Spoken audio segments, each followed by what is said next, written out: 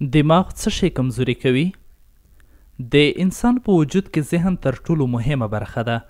د انسان ټولې چارې او فعالیتونه د همدغې ناحیې څخه کنټرولېږي. لاندې ځینې مهم ټکي دي چې په پام کې نیول یې د ذهن په سالم ساتلو کې مرسته کوي. لومړی، د سهار چای نه څښل. هغه خلک چې د سهار چای نه څښي په بدن کې د شکر اندازه راښکته کیږي، په نتیجه کې دماغ ته په کافي اندازه مواد نه وررسیږي او دماغ کمزوري کیږي. دوهم، زیاته ډوډۍ خوړل.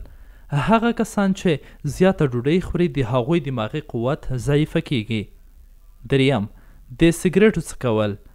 د سګریټو او نورو نشهیي موادو استعمال دماغي قوت راکموي او د الزایمر یا هیریدو بیماری پیدا کوي. څلورم، د شکر زیاته استفاده. د بورې زیاته استفاده د پروټینو او نورو غذایي موادو د استفادې مخنیوی کوي او په نتیجه کې دماغي رشد سوکه کیږي. پنځم، ککړه هوا. د انسان دماغ په وجود کې تر ټولو زیات اکسیجن مصرفوي او ککړه هوا د دې سبب کیږي چې دماغ په کافي اندازه اکسیجن ترلاسه نه کړي. په همدغه دلیل د دماغ مؤثرتیا راکمیږي. شپږم، د خوب نه محرومتیا او د خوب کموالی.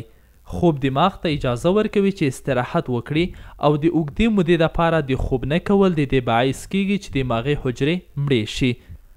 اووم، د خوب پر مهال د سر پټول.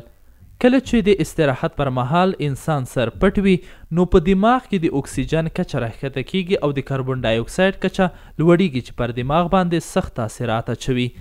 اتم، د مریضۍ پر مهال د دماغ نه کار اخیستل. د ناجوړۍ پر مهال د دماغ نه کار اخیستل یعنی مطالعه کول او پر دماغ باندې فشار راوستل د دماغ په مؤثروالي کې کموالی راولي. نهم، د هڅونکو فکرونو نشتوالی. انسان تل باید هڅونکي فکرونه په ذهن کې ولري ترڅو ذهن تربیه کړي. د دغو هڅونکو فکرونو د نشتوالي په صورت کې ذهن کمزوری کیږي.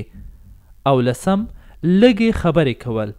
ادبي او علمي محاورې د ذهن په انکشاف کې مرسته کوي.